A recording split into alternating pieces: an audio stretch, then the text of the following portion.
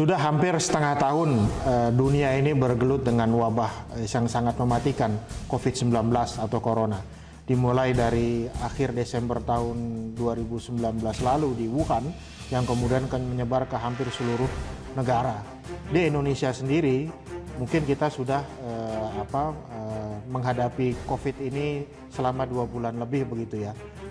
Dan daerah-daerah yang melakukan karantina ala Indonesia atau lockdown lokal begitu, PSBB, pembatasan sosial berskala besar, itu juga sudah menyentuh banyak provinsi, banyak kota kabupaten, dan sudah berlangsung cukup lama.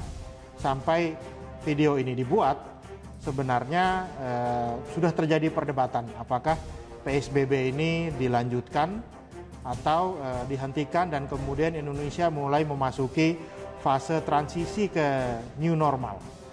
Nah, gugus tugas pusat sendiri itu sudah merilis data bahwa ada 102 daerah, 102 kota kabupaten atau 102 daerah wilayah yang diperkenankan untuk memasuki fase new normal. Kemudian beberapa kementerian itu juga sudah mengeluarkan edaran panduan yang sangat detail tentang bagaimana caranya kita bisa hidup dalam new normal.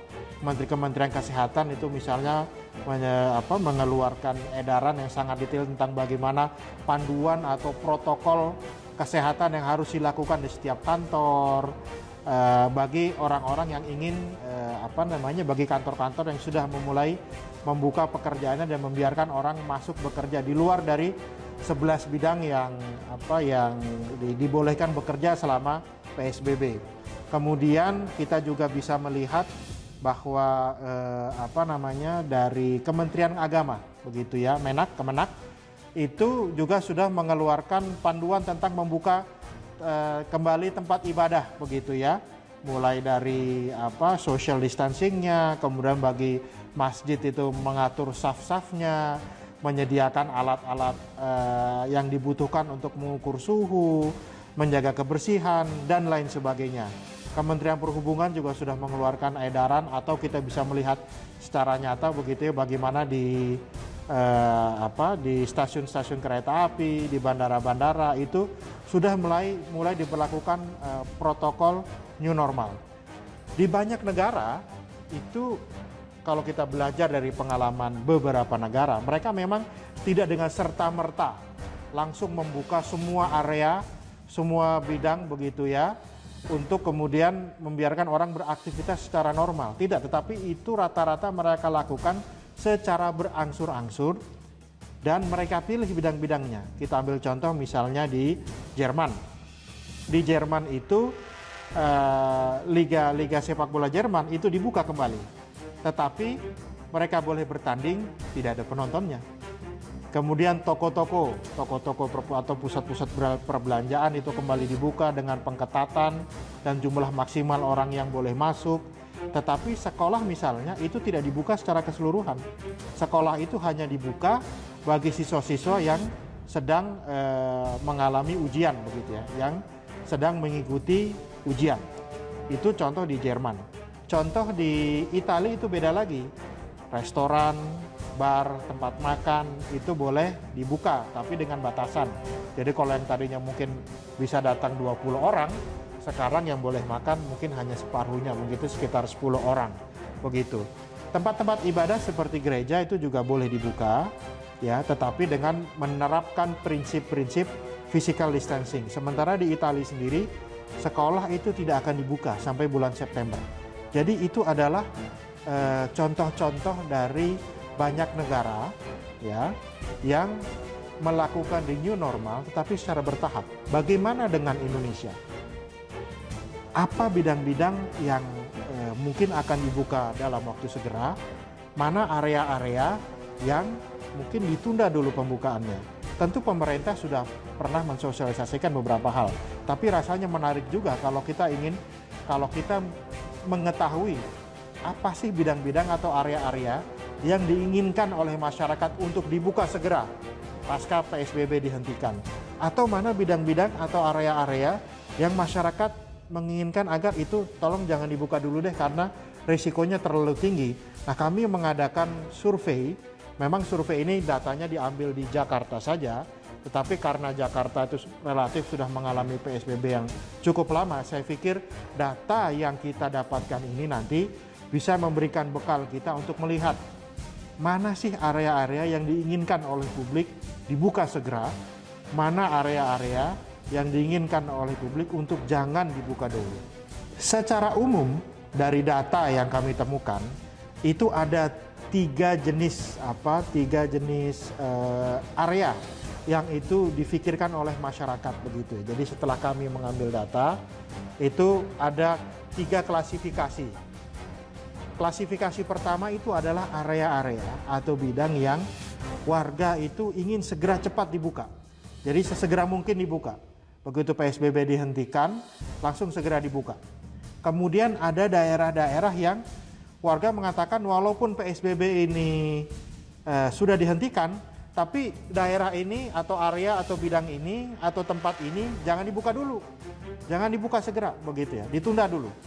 Tetapi ada juga area-area begitu ya, atau tempat atau aktivitas yang ketiga itu warga agak ragu begitu ya. Warga agak ragu apakah ini sebaiknya dibuka dalam waktu dekat atau nanti saja begitu.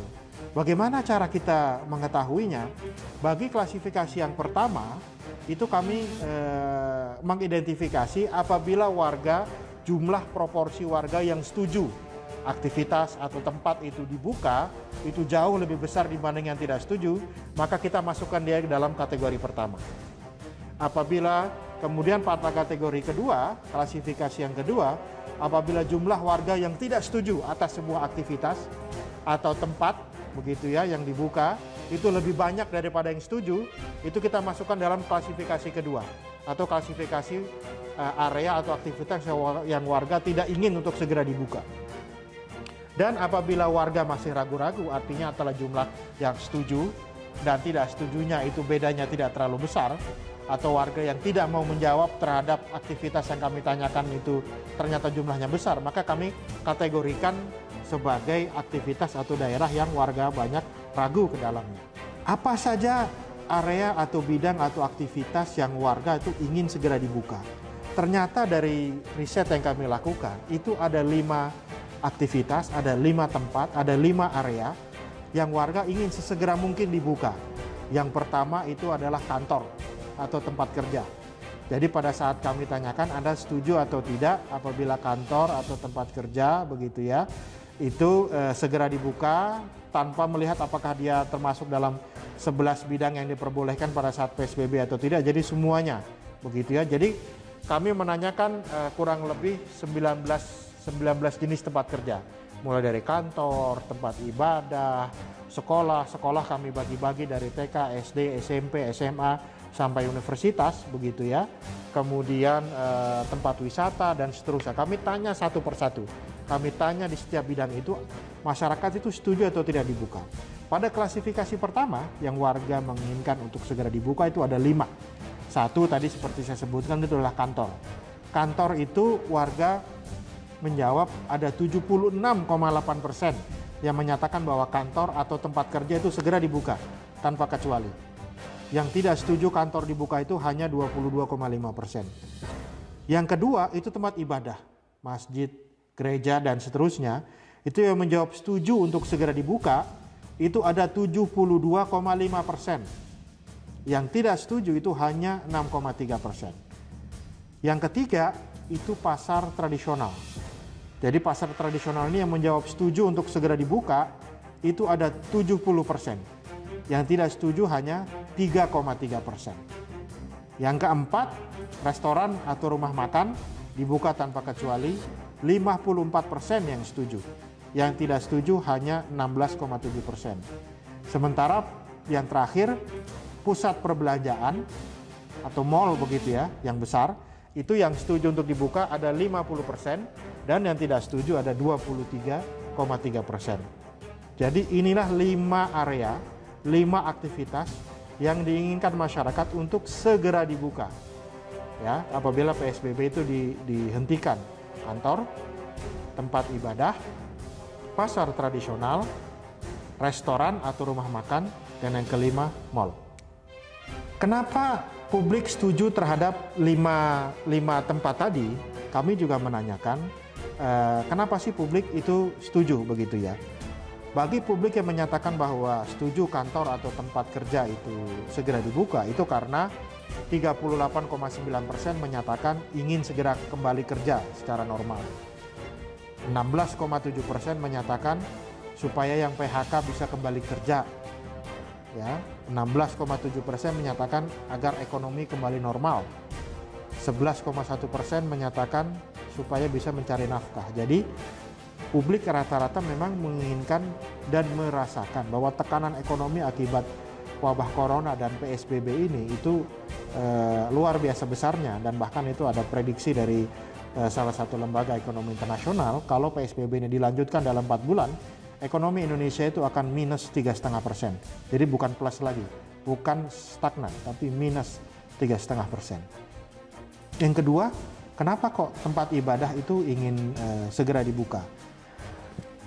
Mereka yang menyatakan bahwa tempat ibadah itu ingin segera dibuka, itu menyatakan bahwa yang penting, sebagian besar ya, menyatakan bahwa yang penting tempat ibadah itu dibuka sesuai dengan protokol kesehatan, 18,4%. Menyatakan bahwa ibadah itu suatu kewajiban, 18,4%, dan kemudian menginginkan agar bisa beribadah secara kolektif atau berjamaah, 15,8%, dan seterusnya. Bagaimana dengan pasar tradisional? Pasar tradisional, orang menyatakan bahwa pemerintah sebaiknya segera membuka pasar tradisional karena pasar tradisional adalah tempat mencari kebutuhan pokok manusia, 66,7%, dan perputaran uang atau ekonomi 19,4%. Oke, bagaimana dengan restoran dan rumah makan? Restoran dan rumah makan, jawabannya kami temukan tidak jauh berbeda, bahwa itu memang kebutuhan pokok, sangat dibutuhkan, serta agar ekonomi kembali normal, begitu. Begitu juga dengan pusat perbelanjaan. Pusat perbelanjaan 35,3% menyatakan agar ekonomi kembali normal, dan itu merupakan sesuatu yang dibutuhkan. Semua pertanyaan ini kami lakukan secara terbuka. Jadi kalau kita melihat alasan-alasan ini, memang ada 2 tempat atau 2 aktivitas yang itu ingin segera dibuka, yaitu tempat aktivitas ekonomi, yang kedua adalah tempat ibadah. Bagaimana dengan area atau bidang atau aktivitas yang warga mengatakan mereka tidak ingin ini dibuka dalam waktu dekat ini? Begitu. Ternyata ada 7 tempat, 7 aktivitas ya yang masuk dalam klasifikasi atau kategori tempat-tempat yang warga menginginkan agar ini tidak terburu-buru dibuka begitu, karena resikonya tinggi, karena vaksin corona juga belum ditemukan. Nah, ada 7 tempat. Dari 7 tempat itu, 4 tempatnya itu adalah 4 itu masuk dalam kategori pendidikan. Jadi kami di sini membeda-bedakan ya. Sekolah dari TK sampai SD, kemudian SD ya, kemudian TK sampai SD, kemudian SMP, kemudian SMA atau aliyah begitu, dan terakhir perguruan tinggi mulai dari D3 sampai universitas begitu. Jadi ini 4 wilayah. Kami ingin melihat apakah ada perbedaan. Nah, ternyata dari data yang kami temukan begitu, dari 4 jenis pendidikan itu hampir seluruh warga itu mayoritas tidak menginginkan agar itu dibuka dalam waktu dekat. Yang pertama, sekolah TK sampai SD. 83,3% publik menyatakan tidak setuju kalau itu dibuka, walaupun PSBB itu dihentikan. Perguruan tinggi, 76,7% menyatakan tidak setuju itu dibuka. SMU atau SMA, madrasah aliyah atau aliyah begitu, 72,2% itu menyatakan tidak setuju. SMP 67,3% menyatakan itu tidak, 67,3% menyatakan tidak setuju begitu. Jadi pendidikan ini mayoritas sebagian besar orang yang merasakan PSBB itu menyatakan mereka belum melihat dalam waktu dekat ini urgen untuk dibuka. Masuk ke kategori kedua, itu ternyata selain pendidikan yang tidak diinginkan dibuka segera oleh warga, selain pendidikan itu ternyata adalah tempat wisata atau aktivitas hiburan begitu. Publik yang menyatakan bahwa sebaiknya tempat wisata itu tidak dibuka dulu, seperti misalnya kebun binatang, begitu ya, tidak dibuka dulu, itu kurang lebih ada 73,3%. Konser, pertunjukan seni, itu 40% yang tidak setuju. Playground, tempat bermain anak-anak, taman bermain anak, begitu itu 53,3%. Jadi dari 7 bidang atau 7 aktivitas yang tidak diinginkan oleh warga untuk segera dibuka, itu bisa dibagi jadi 2 sebenarnya. Satu, sekolah atau tempat pendidikan, termasuk di dalamnya universitas. Yang kedua, tempat wisata atau tempat hiburan, begitu ya. Kenapa demikian? Karena ternyata waktu saat kami melihat kenapa kok sekolah begitu atau tempat pendidikan itu sebaiknya tidak dibuka lebih dahulu, itu karena para orang tua ini atau bahkan mereka yang ditanya itu respondennya adalah mereka yang sekolah, itu merasakan bahwa keselamatan mereka tidak terjamin. Jadi mereka khawatir dengan virus ini yang masih bisa dengan mudah tersebar begitu. Contohnya misalnya, kenapa kok di sekolah TK atau SD itu jangan warga sebagian besar tidak setuju, karena satu, keselamatan anak-anak itu harus diutamakan. Dua, itu tadi menjawab 32%, menunggu kondisi membaik 28%, mengatakan anak rentan terkena virus itu 16%, dan yang lebih penting lagi salah satunya adalah tidak semua anak-anak, tidak semua siswa itu mengerti cara mengikuti protokol kesehatan. Jadi itu adalah sebagian besar kegelisahan orang, kenapa kok tempat pendidikan itu sebaiknya tidak dibuka terlebih dahulu. Kemudian bagaimana dengan tempat wisata? Kenapa kok publik sementara mengatakan bahwa tempat wisata sebaiknya tidak dibuka? Kenapa? Karena memang di tempat wisata inilah physical distancing itu sulit untuk diterapkan. Menurut publik, mereka menyatakan bahwa 32% menyatakan kalau tempat wisata itu dibuka, itu akan ada banyak kerumunan manusia. 24% mengundang keramaian. 16% menyatakan itu tidak terlalu penting untuk dibuka. 8% menyatakan tempat itu bisa menjadi tempat penularan yang baru. Jadi itu adalah alasan-alasan kenapa tempat pendidikan dan tempat wisata itu termasuk 2 daerah yang publik menyatakan sebaiknya jangan dibuka dulu.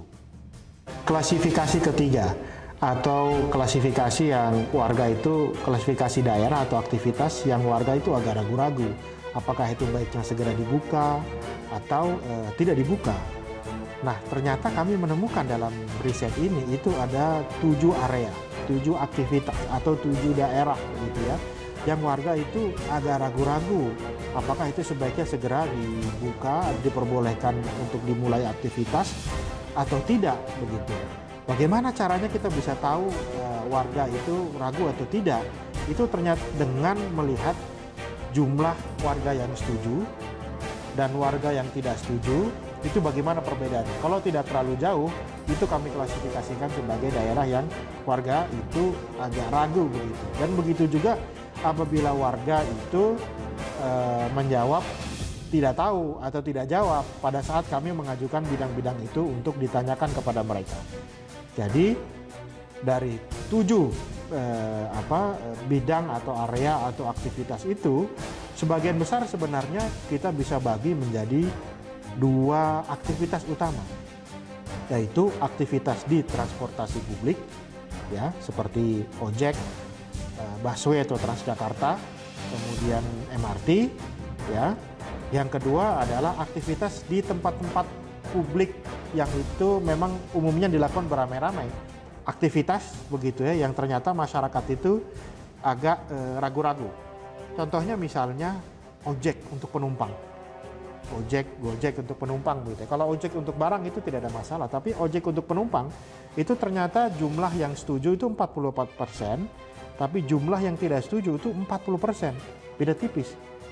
Jadi publik ini agak ragu apakah protokol kesehatan itu bisa diterapkan atau tidak jika ojek itu diperbolehkan.